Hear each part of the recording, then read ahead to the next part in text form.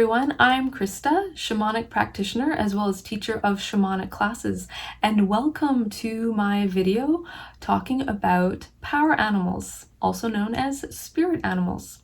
Maybe you've heard this term before and are curious what power animals are. I would love to tell you a little bit more about that. So in some shamanic cultures around the world, the shaman would work with a power animal helping spirit. So the power animal is a helping spirit that is in energetic form that represents the whole species of the animal rather than an individual animal, so that the shaman working with that power animal has the whole power, the healing power of that species behind them to do healing work on behalf of an individual or community. The shaman would form a very special relationship to the healing energy of that power animal, that spirit animal, to be able to perform healing sessions, shamanic healing sessions. So for instance, when a person who is ill would come to the shaman would consult with their power animal to discern what the actual cause of the illness is. What is the source of this illness? And also consult their power animal of what is the remedy, what is the energetic remedy or the spiritual remedy for this illness, and work with that beautiful power animal to bring about the healing. The shaman is not the one that's doing the healing, but the shaman is the conduit to the healing, working with the power animal to then affect the healing for the client. But also in shamanic cultures, when babies were born, they would be connected to the healing energy of a power animal right away. So even individuals not trained to be shamans would also have power animals. And the reason is that the power animal is a beautiful protecting spirit to protect the health of that baby, to protect the well-being of that baby as the baby is growing and developing into childhood, into adulthood. And they would work with that power animal for protection, for healing. So the power animal is like a little spirit buddy, a protection spirit to help and assist with that. As well as the power animals have beautiful qualities that we can learn from them to help us to be successful in our lives, to help us thrive in our lives and to live a good life. And we can learn the qualities that these animals have for our own personal self-development. So for instance, let me give you an example. Let's say we had a child who had a power animal of a wolf. Now, let's say this child is very shy, would see a group of kids playing and would be very shy to go up to the kids and say, hey, can I play with you? And let's say this child was very shy, had some anxiety, social anxiety. Let's say that child had a power animal of a wolf. When we look at the qualities of wolves, wolves live in packs. They're very social, they're very playful, they're very accepting of each other. They look out for each other, watch over each other.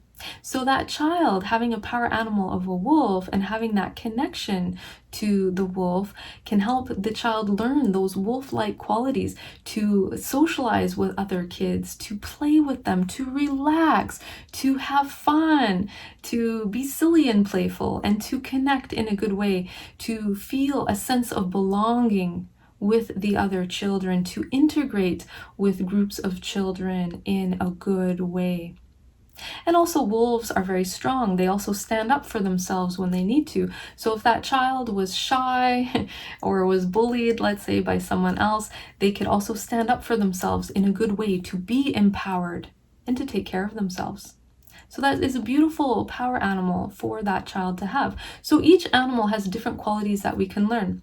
And when we learn those qualities, then from that animal can step aside, and then we receive a new power animal into our life, a different animal to teach us something new that we need to learn on the next part of our growth and evolution on our life's path. So power animals can shift and change over time. As we learn those qualities, then we can get a new one to teach us something new as part of our growth, development, and evolution in our life. It was also believed that we could lose our power animal as well. And this can happen for a variety of reasons. If we're not taking care of ourselves, if we are working long hours, not eating proper diet, not getting enough rest, and not taking care of ourselves and neglecting ourselves, then the power animal, the connection, would be stretched thin, and we could lose that connection to our power animal. And it was believed in some shamanic cultures that if we lose our power animal, that connection, then we can suffer some things. Number one is we could suffer a string of misfortunes. So all of a sudden things are not working out so well in life. You could have, like, let's say, a loss of job, a loss of finances, your car breaks down a week later, pipe bursts in the house, and then you have to fix that. So it's a series of misfortunes. Now, sometimes misfortunes are going to happen as part of life, but this is a series of them. Also, sadness, depression can set in, anxiety can set in, and also having poor direction in life. Those are all symptoms of power animal loss, because the person has lost the healing essence of that power animal. They have lost the qualities that that animal had to teach them, and they're not embracing those qualities or expressing them. So the shaman would perform a beautiful healing session to reconnect them to the healing energy of the power animal. And when they're reconnected, then all of those symptoms would resolve, and the person would be filled with that healing energy, protection, and empowerment that the power animal has to offer them. And then life gets better. Things start to work out better. The person heals. They have better health. They have better fortune in their life as well.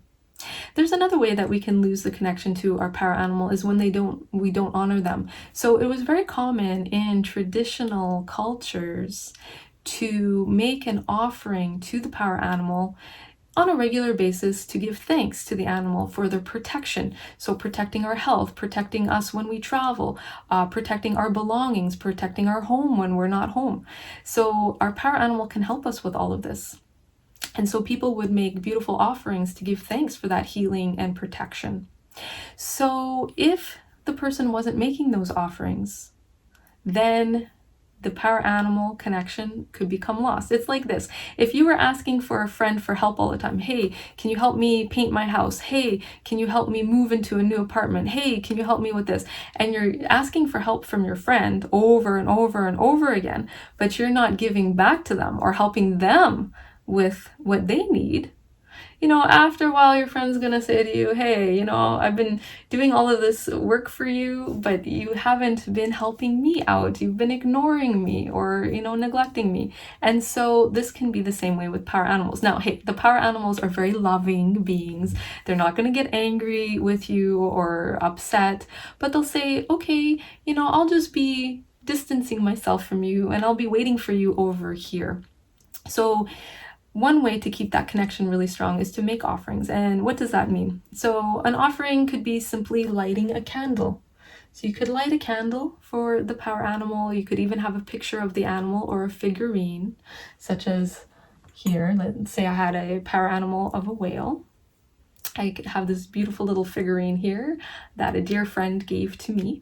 I could light the candle and place the figurine beside and say, thank you, for your healing. Thank you for your protection. Thank you for your support. That's one way to do it. Another way, a common way, would be to leave an offering in nature. So a piece of fruit, maybe some flowers, maybe some dried leaves of a plant or an herb, and leaving that in nature, and then saying, thank you, power animal. Thank you for your healing, your protection, and your support. Thank you for your relationship. So that was another way to do it.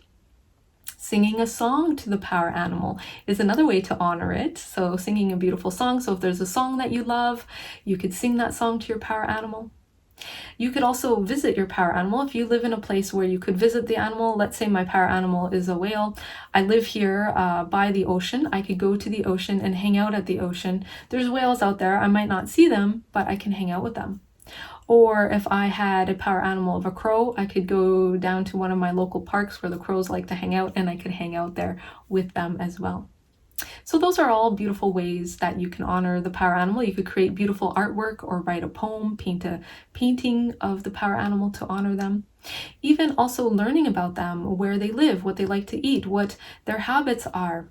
also is a beautiful way to honor your power animal, and even giving back to those beautiful organizations that take care of animals, that rehabilitate them, or also help to protect them when they're endangered. You know, doing some work, volunteer work, or making a donation and offering that way is a nice way to also honor your power animal. Now, the power animals can help us with a variety of things. They can protect our health. They can protect our belongings. So even if you're leaving the house to go to work or you're traveling on a trip, you can ask your power animal to protect your home from intruders or break-ins or even misfortune. You know, if there's going to be a flood in the house, etc., you can ask your power animal to protect that. Now, remember, the power animal represents the whole species of animal, not an individual animal, the whole species. So you could have one power animal, let's say crow, could be at home watching your home as you're not there. And you could also go to work and take your crow with you to work. And the crow can be in those two places simultaneously. So you can invite the crow to also help you, let's say your power animal, to go to work with you, to be with you in the day, to infuse you with healing energy, strength, so that you can do your job in a good way, to be productive.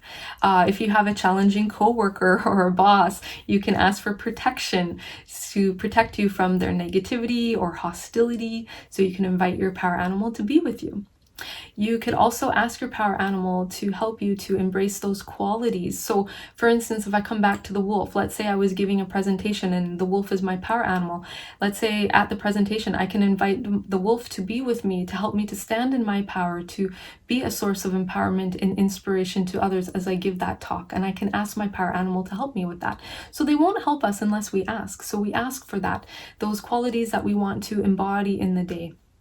The wolves are very good navigators. So if I had a power animal of a wolf and needed to find something, whether it's a piece of information on the internet or I'm looking for an item, I could ask the power animal, the wolf, thank you, wolf, for being with me today to help me to find that piece of information I'm looking for, or to help me to direct me to that object that I need.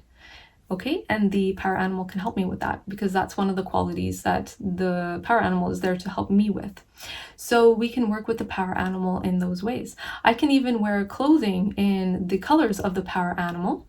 And as I put on those clothing colors or jewelry in the colors of those animals, so if it was a wolf, I could wear whites, grays, black. And as I wear those colors, I become like the wolf, taking on those wolf-like qualities. So I become like the wolf, to be strong, to be playful and social in my day.